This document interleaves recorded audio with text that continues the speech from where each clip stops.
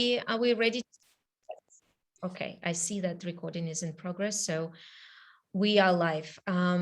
Good morning, everyone. Good evening for those joining us from a different time zone. Thank you all for being with us today. My name is Polina Sadovskaya, and I'm a Eurasia Program Director at PEN America, the organization that stands in the intersection of literature and human rights to defend free expression in the US and around the world, and especially in the times when freedoms are under attack. Today, the freedoms of our friends and colleagues in Ukraine are under attack. They are attacked by a ruthless dictator. Every day we read about another bombing of another city where our friends, writers, including members of our sister organization, PEN Ukraine, live. In 2018, Ukrainian poet Sergei Zhadan participated in the PEN World Voices Festival. Maybe some of you were also there. Today, Sergei is in his native city, Kharkiv, where Russian forces are attacking crowded urban areas, bombing universities and TV stations, where people die during shelling, including Marina Fenina, a member of OECE's Ukraine Special Monitoring Mission. Boris Khersonsky is a Ukrainian poet, publicist, and translator who has always written in Russian. In 2014, when Russia invaded Crimea, Russian propaganda was spreading the message that this action was necessary because of Ukrainians' hatred of Russians. But Khersonsky has said, never did anyone in Ukraine go after me for being a Russian poet, for teaching in the Russian language in Ukraine. Since 2014, Boris has written only in Ukrainian. Today, Boris and his wife are in Odessa, a city in the region along the Black Sea, strategically important for Russians. Boris and Lyudmila refused to leave. Ukrainian filmmaker Oleg Sentsov was imprisoned in Russia for speaking out against the invasion of Crimea. Journalist Stanislav Aseyev was detained in the Donbas, where he was reporting on Russia's support for separatists. We at PEN America worked hard to liberate them and bring them back home from those prisons. Today, they are fighting again for the freedom of their country. As a literary community, we stand in solidarity with our fellow writers in Ukraine, members of PEN Ukraine, and all Ukrainian people. Yesterday's vote at the United Nations General Assembly sent a strong and important message that we are not alone, that the whole world is with Ukraine.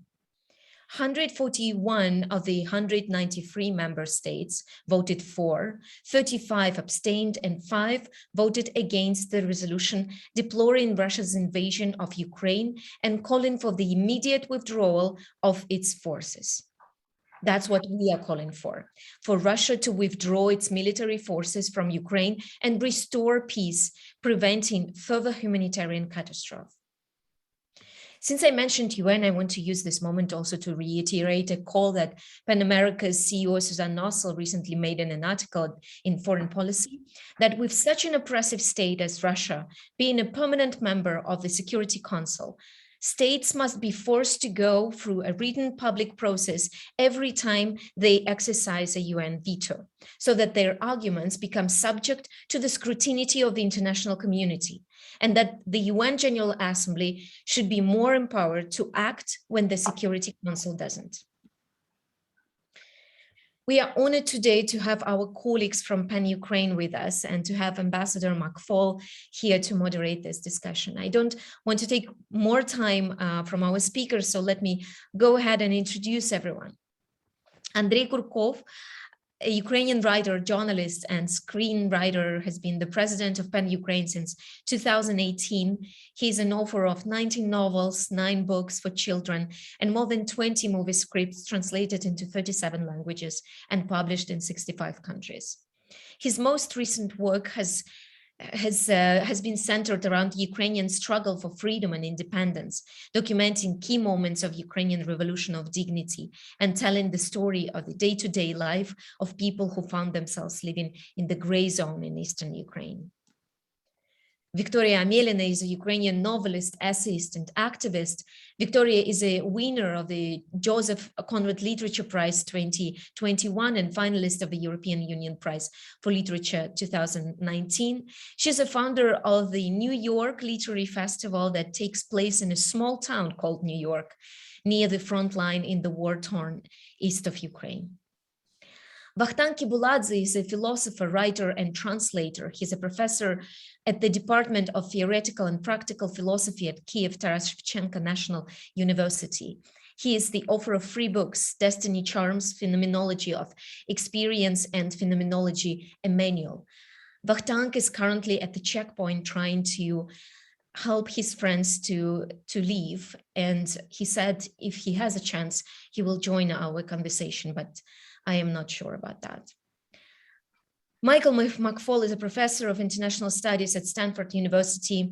Michael served for 5 years in the Obama administration, first as special assistant to the president and senior director for Russian and Eurasian affairs at the National Security Council at the White House, 2009, 2012, and then as a US ambassador to the Russian Federation, 2012, 2014.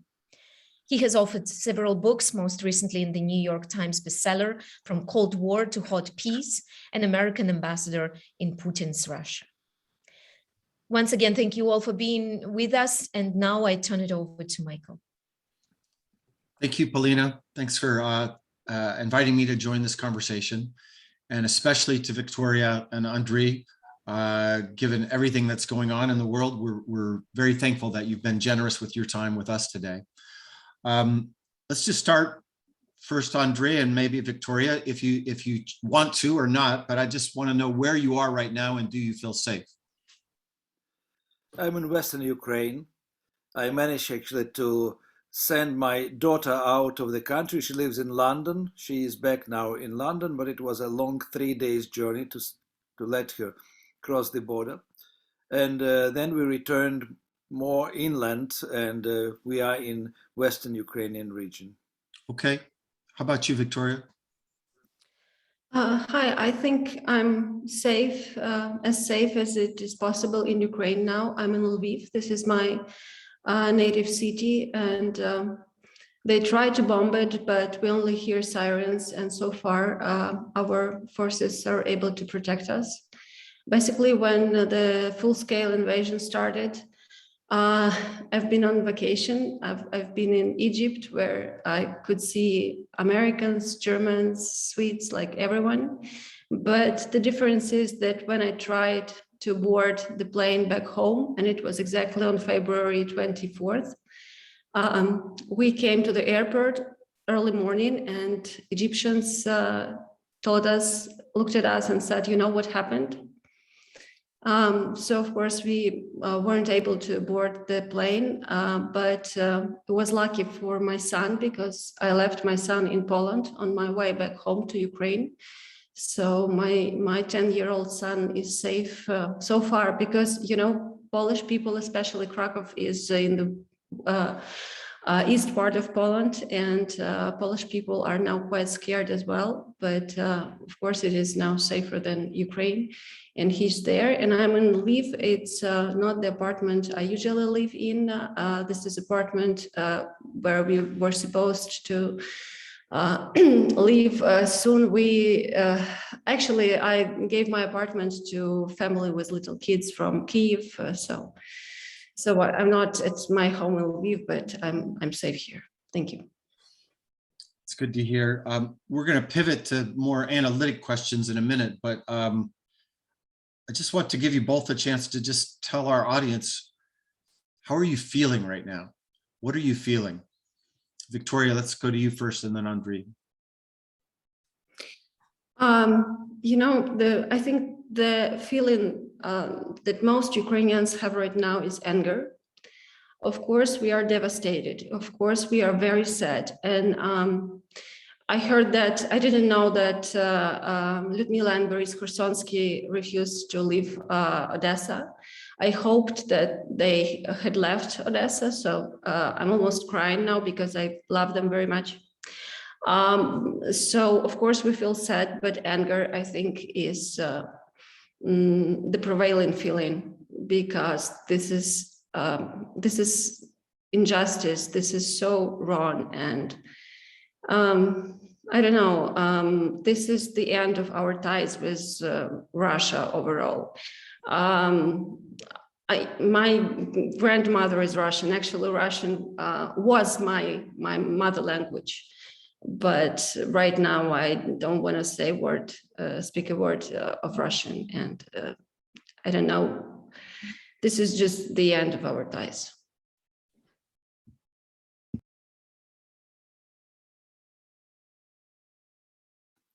I was very shocked when this began. We were woken up at 5 o'clock by the explosions with my wife. And first I counted the explosions, but then stopped because it made no sense. I'm appalled by the fact that actually talking about protection of Russian speakers, Russian army is shelling, first of all, the cities which are mostly Russian speaking: Kherson, Kharkiv, Chernigiv, Kiev, and of course, I mean, Odessa is 90% probably until today Russian speaking. So all these lies about protecting somebody, they are told only sort of to distract attention from the genocide about anybody who lives on Ukrainian territory. Putin hates the independence of Ukraine and therefore Ukraine itself. And as he said today to Macron, that he will continue until the very end, and it was repeated by Lavrov. So Ukraine has to survive and has to defend itself. And I am very proud for Ukrainian army and for Ukrainian volunteers and for territorial army. And there are many writers now who are helping the army or in the army. So I mean, we now entered completely different life. I mean, the old relaxed Mediterranean life of Ukraine is over. And it is interesting to notice that until 2014, Ukrainian literature was not militant. It was actually mostly love stories, sex, drugs, and rock and roll, and actually easy going stories. And since 2014-15, we have a huge chunk of war literature on bookshelves. We have more than 300 novels and memoirs and diaries from Donbas war, and also writers who used to write light stuff. I mean, they are very politicized now, very socially engaged. So, I mean, we became a very consolidated society which is prepared to defend its country and prepared to reconstruct it after the war is over. Thank you both for sharing that. I wanted Victoria, to add. Please, go ahead. Yeah, that's right. It's not just anger or sadness, it's pride. We are really proud of Ukrainian army. That's true, and that's important to know. Thank you, Andrei. Well, just from my perspective, for those of you who don't know, I live in Palo Alto, California at Stanford. I've been traveling to Ukraine for 3 decades. I wrote my first book about Ukraine. There it is right there in 2006. And we at Stanford have a large training program and with Ukrainians. I think we've had over 300 young leaders. I guess we're not supposed to use the word young, but leaders, activists we have 3 or 4 different training programs. And we hosted your president here, the first president ever to visit, Ukrainian president ever to visit California. We hosted him at my institute at Stanford last August, and his former prime minister was actually a visitor in our school. And I would just say, with my hundreds of friends who I've been in contact with on a daily basis, we all, or I'll just speak for myself, we also are incredibly proud. Proud's not the right word, in awe of your president, of your army, of your people. We have not been very united in my country, as you know. We are in a very polarized moment, and yet at the State of the Union address just a couple of days ago, we finally had Democrats and Republicans standing and applauding in unison and they were standing and applauding your ambassador. They were standing and applauding you. So we're going to get to what practical things we can do other than just feeling emotions in a minute. But I just want you to know I feel the same thing. And I just got a photo literally 10 minutes ago from a friend of mine with him, with your president. And I'm not going to name names because I'm not at liberty to do that. But Andrei, to your point, it is jarring to me to know literary people, journalists, people I've known for a long time, decades in Ukraine, who now are thinking of their lives and doing things in different ways. But I also wanted to ask this question. I was just, of course, talking yesterday with somebody I'm sure you both know, Slava Vakarchuk. And Slava said something important to me. He's based in Lviv now. He's moving around to different cities. And he said, Mike, I don't think he would mind me telling this publicly. He said, I'm not very good at shooting, but I have other talents, and I'm trying to use those talents to rally my people. And I'm wondering if you could tell us how it feels. Tell us what you can tell us about the war. You know, I don't want to presume anybody's an expert on wars on this call, but it would be interesting to hear your perception and what you think is happening next, in particular with Kharkiv and Kiev. But also, if you could give our listeners and our viewers a little sense of other acts, including both of you. I can tell you're doing that people are doing to help the war effort and to help not just the literal war effort, but the figurative war effort against Putin and this horrific and heinous and senseless war that he's launched upon your people. Well, maybe I will start. I mean, there are lots of ways one can help his or her country. I mean, of course, I mean, the most important job is done by the army and by people who are mobilized and ready to shoot and to die for the country. But there are lots of other ways where volunteers are working, and some of the jobs needed, it's not only helping territorial army, for example, but also supplying lonely people who cannot leave their apartments with bread and with water. And I mean, I have now an issue in Kiev, although I am not there, that there is an old lady, 85 years old lady in a hospital, and she should be taken back to her flat. But there is nobody to take her, and we are looking for volunteers with a car who could actually come to the hospital and bring her to her apartment and help her to get into the apartment. Then somebody else should take over and look after her. And I mean, among people who are unable or don't want to live, there are many people who cannot walk or cannot make it. And these people will stay in Kiev until the bitter end, and they shouldn't be forgotten. The other things, of course, is to help territorial army and to check the buildings and to remove all the marks which are put there by Russian agents in order to take aim, to take target. Because I mean, I know that from my house in central Kiev today, the young girls removed about 5 or 6 reflecting small square sticky targets that were put on the walls and on the transformator, electrical transformator. So every night somebody is doing this job probably for money, and somebody should check every house and every maternity hospital, any hospital, and remove the things which attract danger. So I mean, I think more and more instructions are coming through social nets, from media, what to do, what to be afraid of, what to take care of. And actually the society is learning to live and to survive in the time of the war, which is a very tough school. And but I mean, if you don't graduate from this school, you will be in danger and you will put others in danger. Thanks, Andrei. Victoria, and then we'll go to Vakhtang. It looks like he's joined us. I think, the feeling of the war, I think here in Lviv, it's a feeling of incredible solidarity we now have our chats that used to, for apartment buildings, you know, we had chats where we used to argue about some payments, etc. Right now it is used to tell people when the siren is on, because not every area of the city can hear the siren clearly. So we use it for that.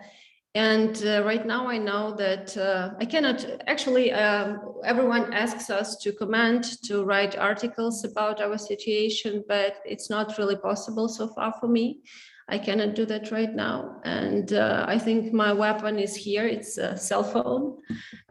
It's Excel spreadsheet, and it's email, and I'm coordinating. So for instance, we were, by the way, now I'm also coordinating 2 airplanes of help, which are coming from the US, from Razum for Ukraine charity fund. And right now, I don't know, I know, for instance, and currently while we are talking, and I know that my English skills worsened with the war, because I'm still thinking about the request that I got from the hospital in Lozova. This is Kharkiv Oblast, and they have urgent need in medicine, and I have no idea where to get them, how to get them, and how to send them there. And this is what all my thoughts are about. And as soon as this call is over, I will get back to work, and we'll keep doing that. And all my friends, everyone is working like that, just like Andrei also was telling. Yes, I want to add that actually it is very important now to make as many as possible personal calls to all the friends, so that they wouldn't feel lonely. And my advice also, which I tested on myself, I mean, if you are alone, find friends and sleep together one night in one apartment, one night in another apartment. People should feel that they are together, that they support each other. This is very important in such a time. By the way, this call is, this meeting is making me feel not alone. So thank you so much for being with us.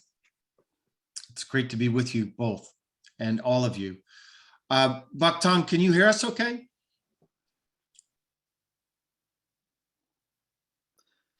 His telephone, his mic is off. Oh, yeah, I'm from a cell phone. Yes. Well, thank you for joining us. We know you're in transit.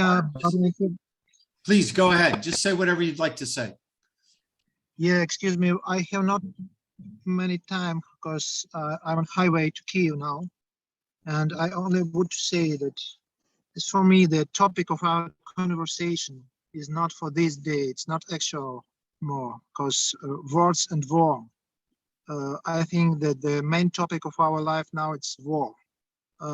I feel myself not like a philosopher or a writer now. I feel myself like a man who just tried to survive and to help to survive to the other people. For example, now I try to evacuate some people from the little village near Kiev. Some houses were destroyed there by military plane of Russian military plane by Russian bombs, and so I haven't any words to describe this experience. That's why that is just what I want to say, and it's a pity, dear friends, I don't have enough time to continue this conversation here, because it's terrible here. It's really terrible, believe me. And I would say that it's another level of cruelty. It's another level. It's another style of cruelty. We cannot compare it to the cruelty of the 20th century. Yeah, it's a Russian cruelty. It's a Russian evil. It's not. It's a new form of evil, and it's very terrible, I would say. That's all what I want to say, and I should switch off now. Well, Vakhtang, can I ask you one question before you go? Yeah. So, of course, I completely agree with what you just said.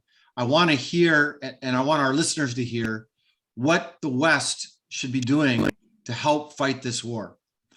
Very concretely, what kind of assistance? No more words, I completely agree. Now, what I say, I'm not a military man, but I would say just close our sky, and we try to save our lives and to defend our motherland, our country. Because without sky, they destroyed us from the sky, and they destroyed not the military objects. They destroyed the civil people. They destroyed the houses there, hospitals, children gardens, and so on.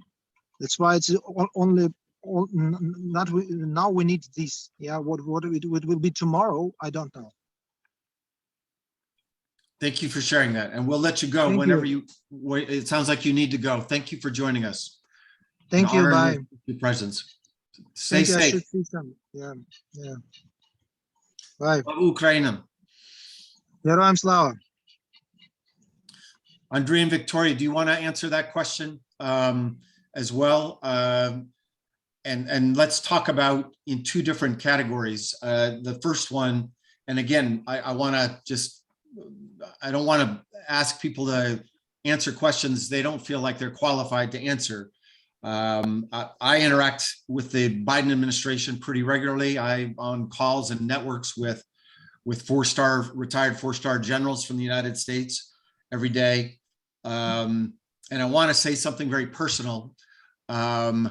It's lovely that we get standing ovations at the State of the Union address. And it's lovely that we have unity in the West and NATO. But as one of my friends said to me on February 24th, we are all united on the sidelines.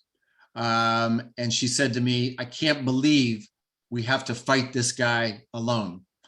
But that is where we're at. And when we get to questions, maybe we can get into whether that's right or wrong. But given that, are there concrete things that you think the West, Biden, NATO, other countries, governments should be doing? And then second, what are things that other people can do? I think there's a lot of people, at least in my community and in my country, that feel helpless right now. So give us your advice both to governments and to societies about what we could do. Well, first of all, there are accounts, international accounts to which one can send money. The accounts of NGOs, the accounts of the organization like Povernись Живым, Come Back Alive, which is helping actually the army, but also wounded soldiers in hospitals. Ukraine needs more modern ammunition and more weapon, and of course more support. And it would be great to have the possibility to shut down Ukrainian airspace to save civilians and infrastructure from indiscriminate bombing and missiles. It would be great to have more medical supplies for emergency operations, because I'm sure that we have a lot of wounded soldiers who are in dire need of quick help. And of course, any other kind of help, medical equipment, transportation, everything is needed now. And very soon we will need a lot of building materials and probably also a lot of finances to pay for the works, to rebuild what is destroyed and what will be destroyed until the war is over. Thank you, Andrei. Victoria. I don't know, to me it looks like you can watch now online how maniacs are killing women and children and men. I don't know why men should be killed. So, it is very nice of you, and I'm really grateful for the money, for all the help, but no fly zone. I think that Vakhtang is right. And, you know, I've had just a couple of minutes to watch some American news. Some experts said that, oh no, that's not going to happen, because he said this is a recipe for war. Because of course, if you would start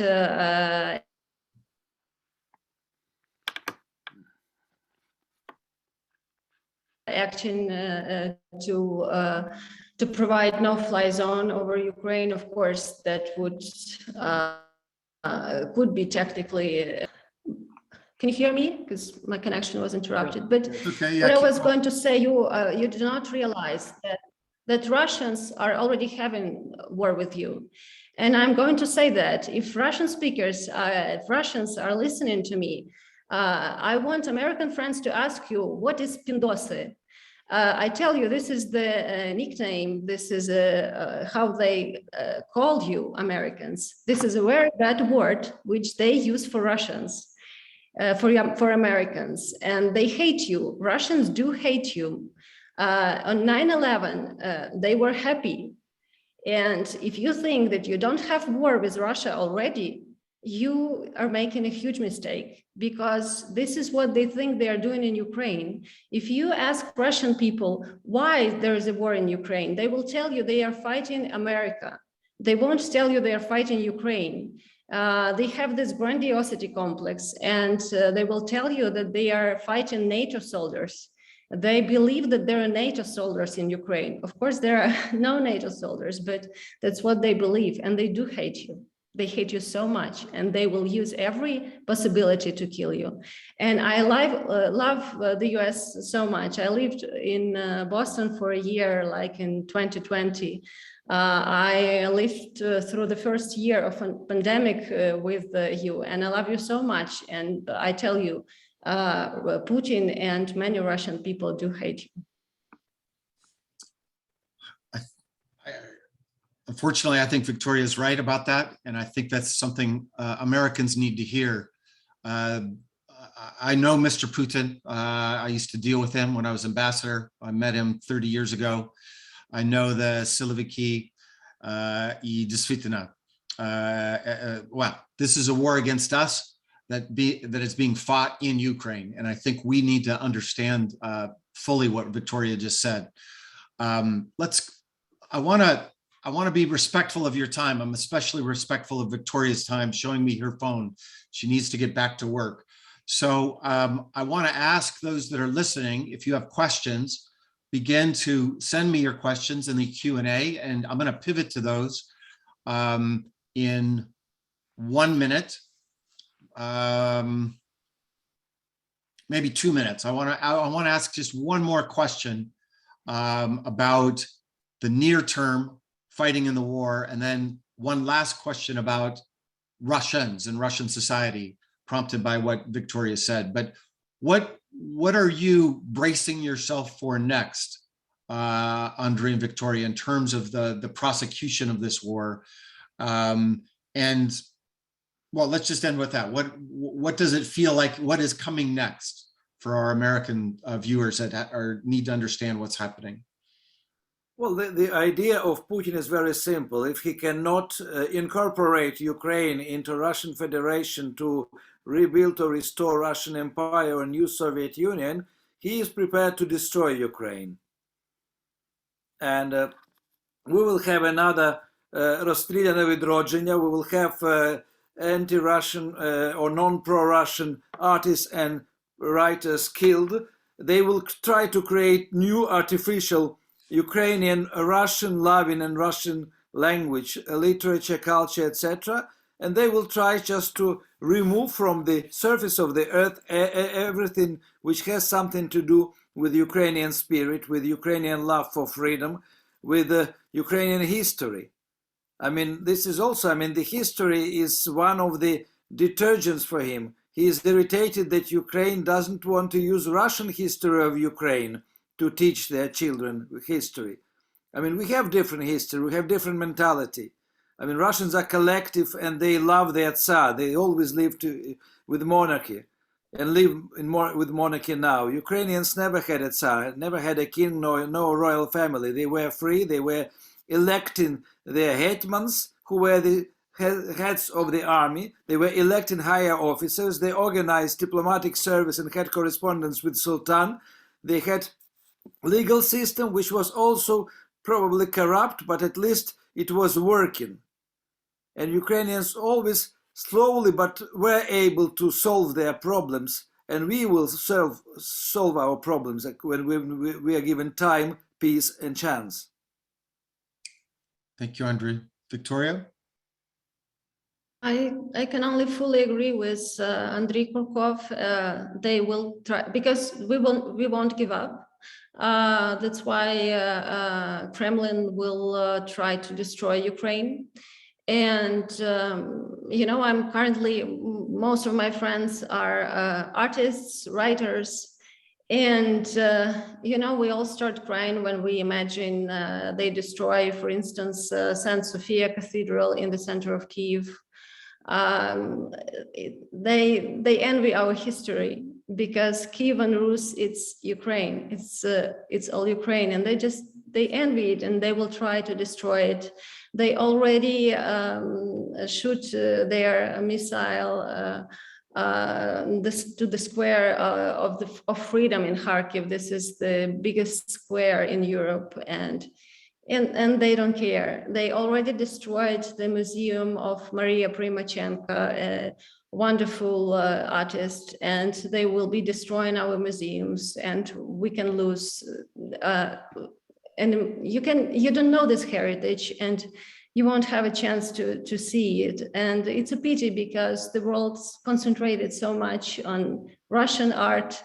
You used to call Ukrainian avant-garde Russian avant-garde. In fact, it's Ukrainian, and I'm glad you have Ukrainian avant-garde in your museums in the US, because this way it will stay there. But they will try to destroy our museums, our cathedrals, and all our heritage. They will try to kill me. Well, if I could just say, by way of a comment, I completely agree that this is part of the strategy. What Andrei said about Putin, if he can't win, then he wants to destroy your country. And I know something about российской культуры, and there is this tradition of, if I can't have it, then I'm going to destroy it for you too, right? If I'm going to lose, then I want you to lose. Very opposite of this win-win mentality that is so prominent in America. And when I teach about Russia, I try to remind them of that. We've made a terrible mistake for many decades about Putin. I write a column for the Washington Post, and my last column was, Putin does not think like us, because too many Americans assume that he's some kind of rational actor, and he'll do his cost-benefit analysis, and he's going to be worrying about the spare bank stock market prices in London, and he's not going to do this. And I just think it is imperative. I wish it were done decades ago, but it's an imperative that those of us involved in culture and arts and academia, and this is moje ответственность. This is my responsibility too. I want to say this strongly. This is our failures. We need to help educate our leaders, our students, our society about this different way of thinking. And I think we have to admit to ourselves that we have made mistakes. And I just two other things I want to say. As a student of, I've studied totalitarian dictatorships for most of my life as an academic. I'm a professor of 30 years here at Stanford. And I would just say that what you were both pointing out, that if things go badly, and there is a period of resistance that will not just be fighting with guns, but active civic resistance, culture and preserving culture will be the most important thing. Victoria, you're in Lviv. I spent the summers of 86 and 87 in Krakow during communist dictatorship there. And it was very striking to me as a young student at the Jagiellonian University, how that society under occupation, under Soviet occupation, took very seriously both of what you're saying in preserving Polish culture. The Catholic Church played a very instrumental role. And as you know, they had a saying there that they may hold our country, but they can't hold our brains. We will be free inside our heads, and they developed those traditions. And I think that may be important for your country. And I think it's incumbent upon the West, including PEN America, to help in that struggle. This is a very concrete thing that we need to do. And I would just say the other thing, reflecting on what you said, we in American academia and culture and society, we have to break this Russian-centric way of looking at the history of your part of the world. I just could not agree more with what Victoria said. You know, most centers of the study of your part of the world in American universities, they're called Russian Center for Russian Studies, Russian and East European Studies, Russian this, Russian that. Very few places have the word Ukrainian in their titles. And it leads to a bias. It leads to a learning of the history through the Russian eyes. We read Russian historians to talk about your history.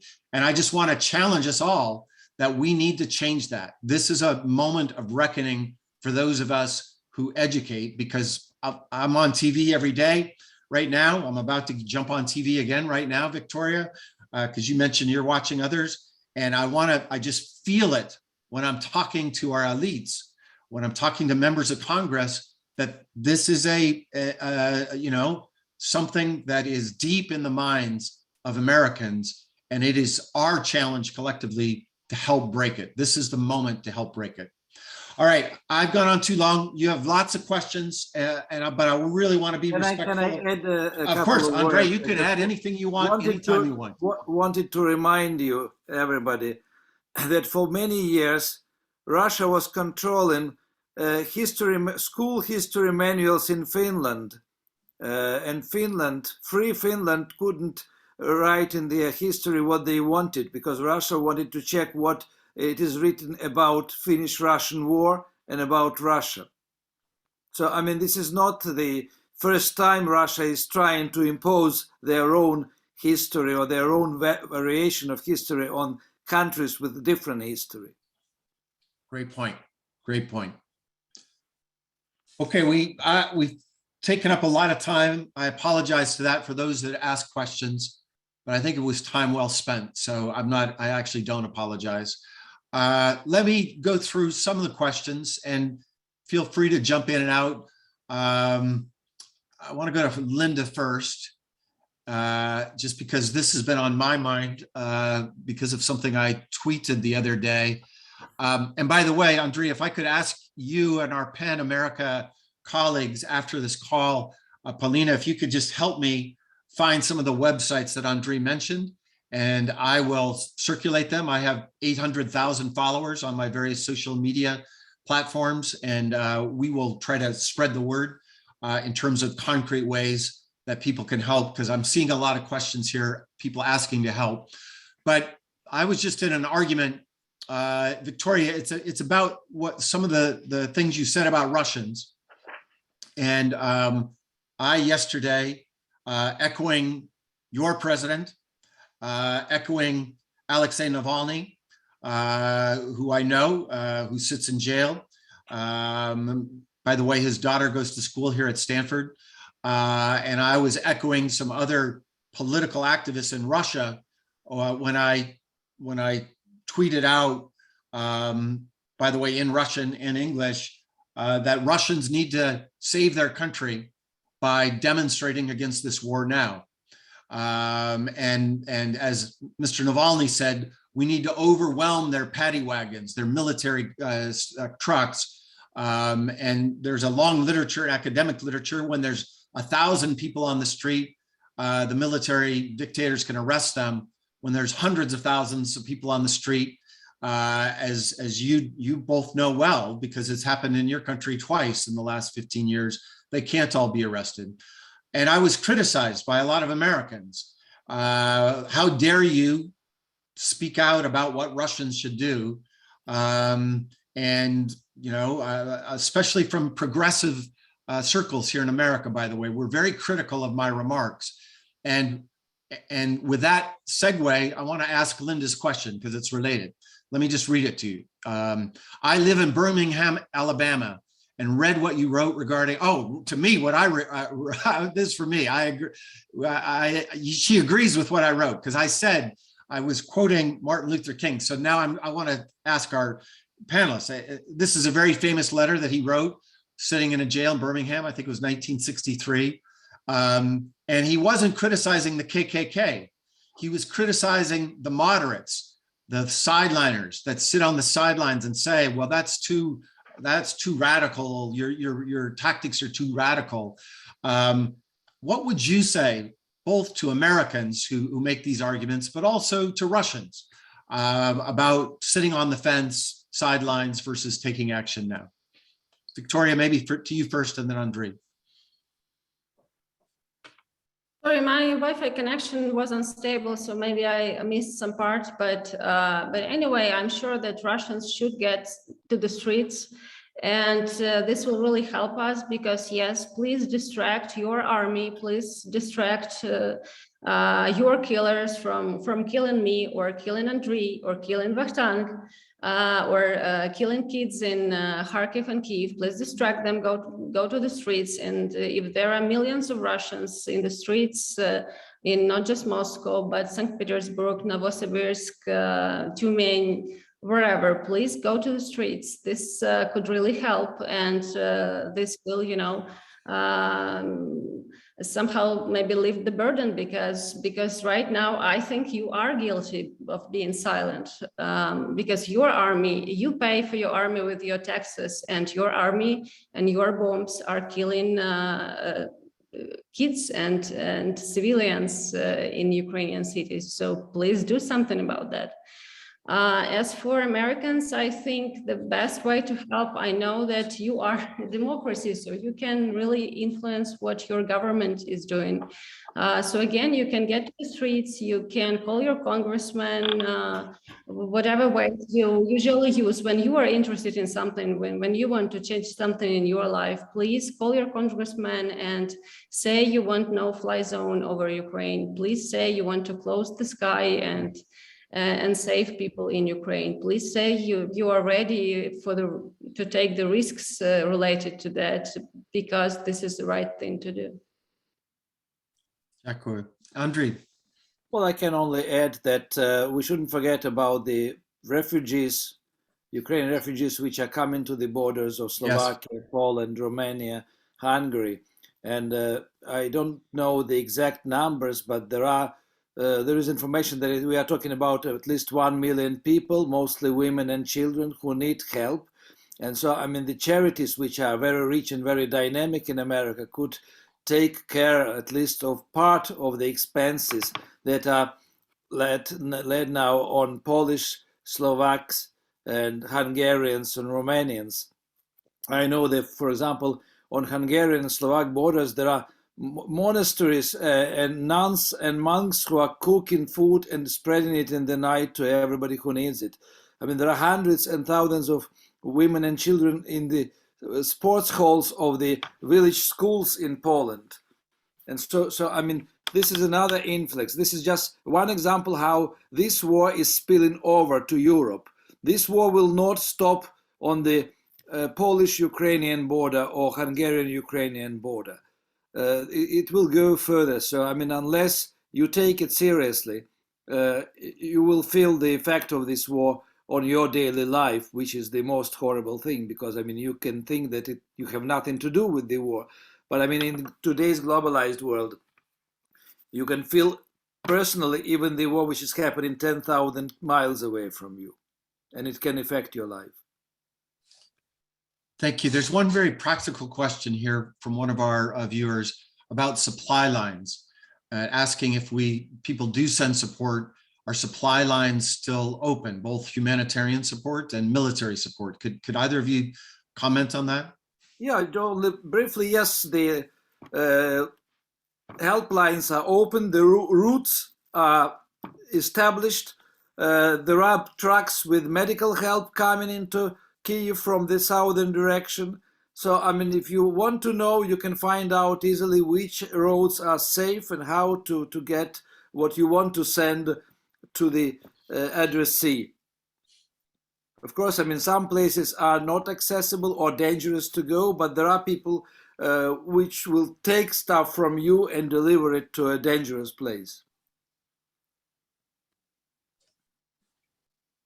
Anything to add on that, Victoria? But Yeah, we have humanitarian ways through Polish border, through Hungarian, Ukrainian-Hungarian border, and this is actually my worst fear, that they will try to somehow circle us, because you know that Russian troops are also coming from Belarus now, and right. it's possible that they will go through Volyn, and that Polish-Ukrainian border then would be in danger. This is my worst fear, because right now we can get help and provide it to central and eastern part of Ukraine. But if we lose that, that's impossible. Please don't let us lose it. Right. Well, there's lots of questions here. I'm just going to ask one more and then turn it over to Nadine. It's been asked before, but I want to make sure everybody hears it again, your answers. Just so you both know, most of the questions and answers are just sending love and support. We Georgian people support Ukraine, Slava Ukraine, sending love. So sorry for your suffering from Canada.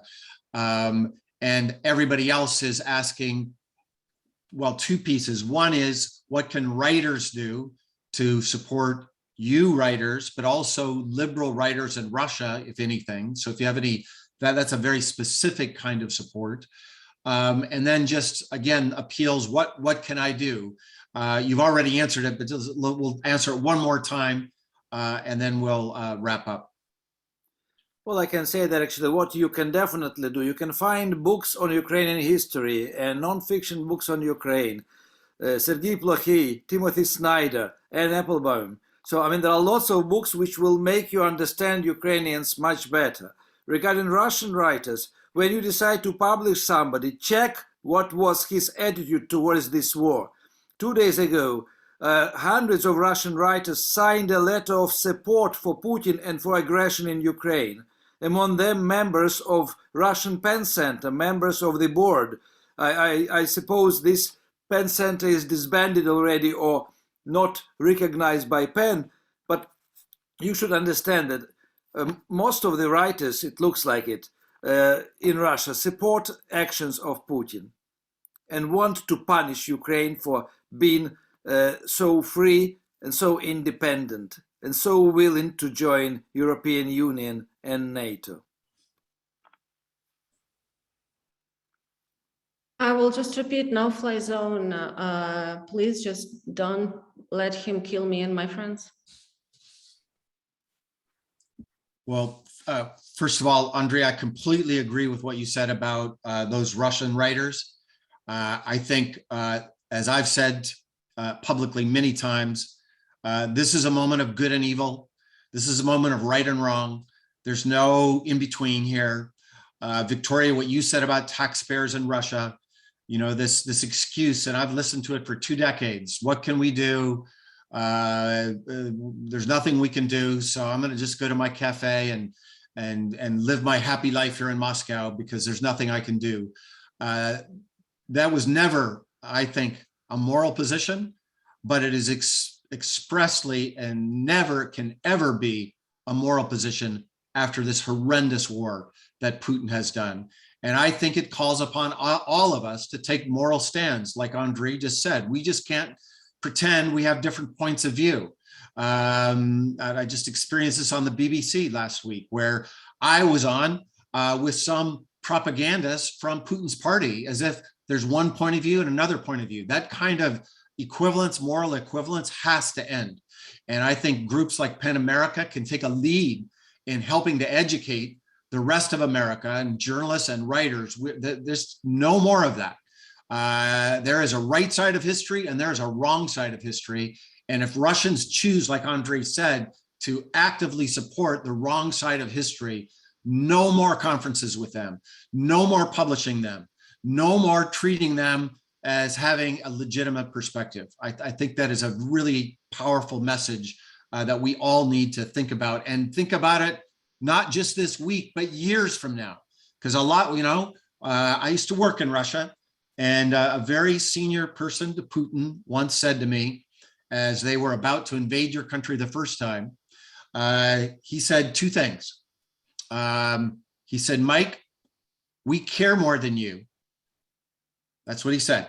We care more about Ukraine than you do. And he said, second, and we have longer memories than you do. You Americans, you just pay attention for a while and then you fade away. He said, we'll never fade away in our focus, I would say obsession with destroying Ukraine. So we can't have short memories as well. We have to be in this for the long haul. We have to be in it with these incredibly brave people, Andrei and Victoria. I just want to thank you for being so generous with your time and helping to educate everybody that's called in, not just from America. It's been very moving for me, and I hope we can stay in touch and continue to find ways to show solidarity, but also do more than words, but with our actions as well. And with that, let me hand it back over to PEN's Washington director, Nadine Farid Johnson, to close us out. Thank you so much. There really isn't much to say after such an incredible and moving hour. I'm so grateful to all of our panelists and to you, Ambassador McFaul, for moderating, and of course to our very own Polina. PEN America has and will continue to speak out on many of the topics addressed today. And I will note that there was an international effort by our PEN International Centers, and that actually does include independent centers in Moscow and in St. Petersburg who did speak out in support of Ukraine. We will continue to do so.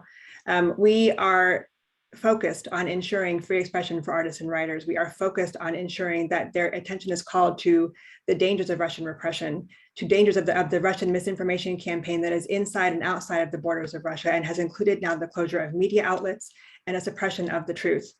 I will note also that last November, we hosted a delegation of Ukrainian human rights defenders here in Washington. We brought them to share their stories with members of the US government and with civil society. And we then brought together a broad coalition of leaders and experts asking the Biden administration to sanction the officials responsible for the grave abuses taking place in the notorious Izolatsiya prison in Donbas.